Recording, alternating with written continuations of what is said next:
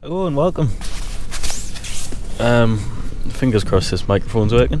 Yeah, today this is the first video on the channel, and we're going to be taking this 2009 Ford Ka on about a 7-mile journey, 14 mile if you count both ways.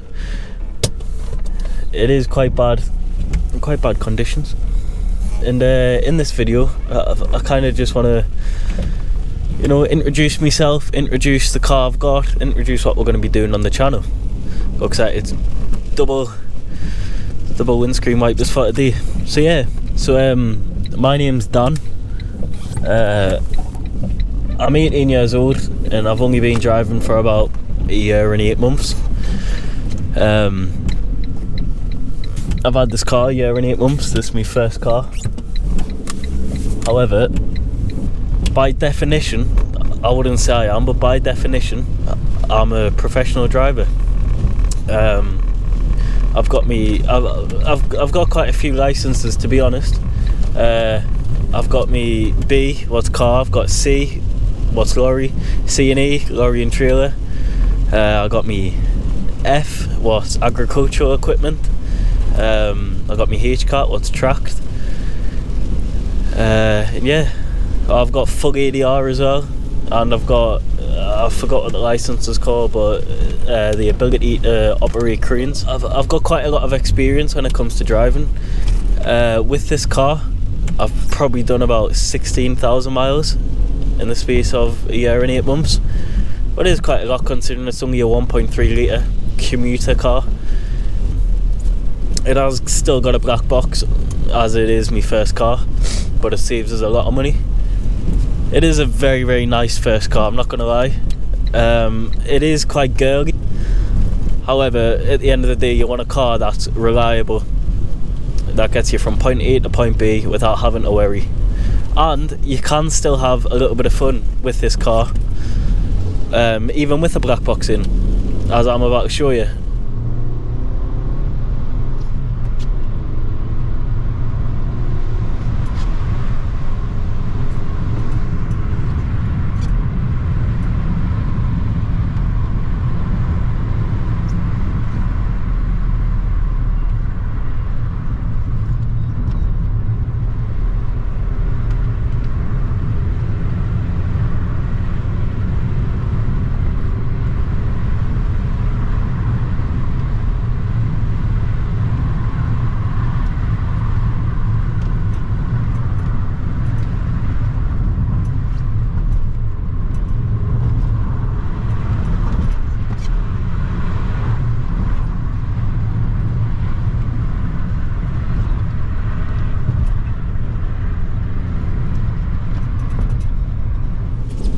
Country lane roads are probably, I wouldn't say ideal for this car because the suspension is quite wobbly. I don't know, it's not as firm as other cars I've driven, but it does the job, and that's the main thing.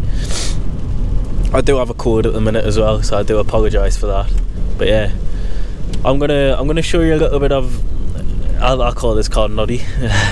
I got a Noddy car, but Noddy's power. Second gear downshift. Make our way 50 miles an hour. Fourth gear.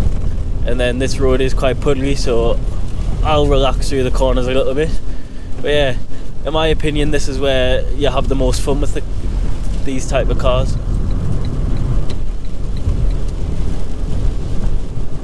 Bad place to park.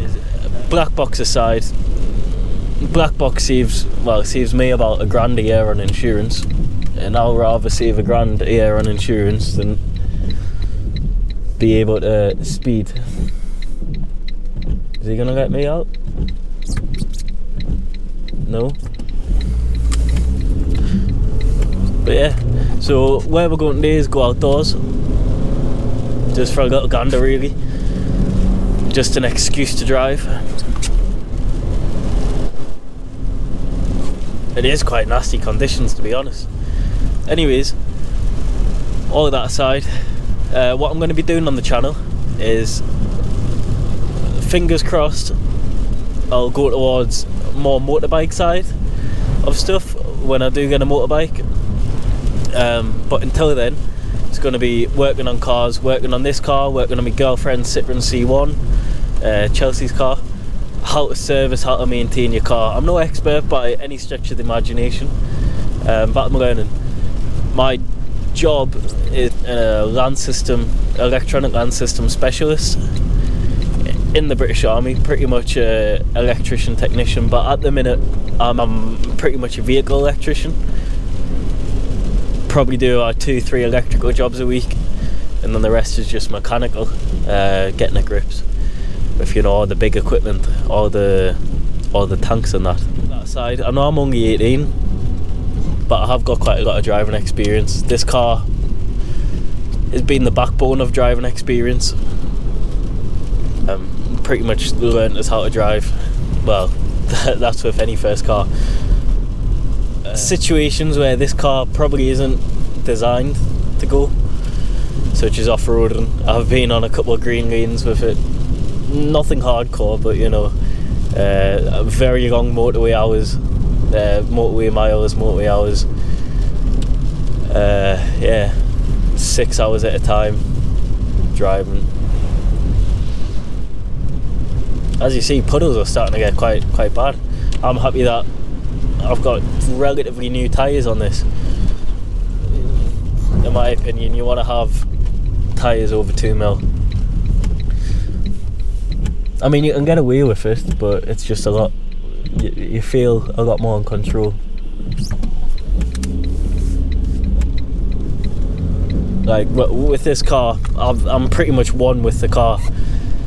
Probably down to experience, but it didn't take as long to get the experience in this car to like where I knew exactly the dimensions of the car and how fast I can take it into these corners and how early I have to brake. Like, it's a very, very forgiving car. It's extremely to navigate adverse conditions. I'm not just talking about weather and precipitation, I'm talking about road hazards, other users, you know, sticky situations, unknown roads. I don't like these rumble strips whatsoever. To buy, I bought this second hand for like, I don't know, all in all, to get it on the road, I think it costed $1,000, maybe just over $1,000. And then I started the insurance with the black box, started off at an extortionate price of, I think it was $1,300 a year. And then obviously that's whittled down as no claims and all of that. The one thing that this car does struggle with, and I'm not going to try and hide it, but it all depends kind of what... I could have went there. It all depends what you're going to use this car for, really.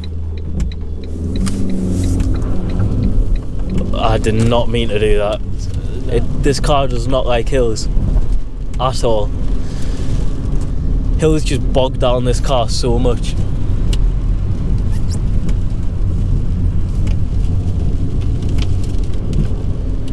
But yeah, this car is quite narrow and it's quite short as well. No, quite narrow and quite tall. Meaning it's quite rolly. On roundabouts you definitely do feel it more than other cars. It's not like it's gonna tip over or anything on you. It's just, you know, just feels a bit wobbly, and the seats are quite wide. Especially for I'm quite a slim fella.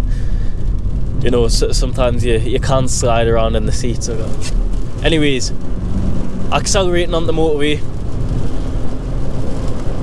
Triple wipers activated, indicator on, blind spot check because it is puddly. Fuck me. Right, there we are. Yeah, as you see, I mean, it's not the quietest, but what you expect from a budget car. That's not really meant for motorway driving. This is a just bog standard commuter car, but I've put it through its paces on, you know, in most, well, if not every road condition: off-road, green lane, motorways, country roads, city commuting, hills. I haven't really tested it on at altitude because there's not many places in Britain that can test a car on altitude. But yeah, it ticks all the boxes for a decent car. That's all.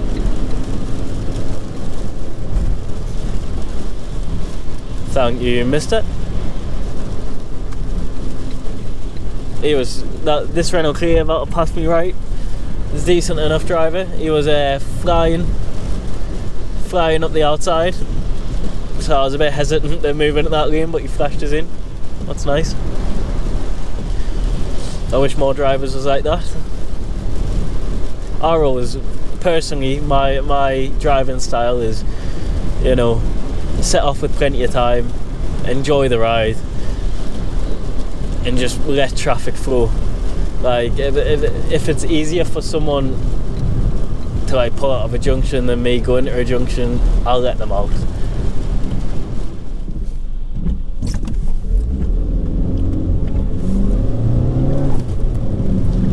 I should probably mention as well, all of this is stock. This car is stock, it's just maintained.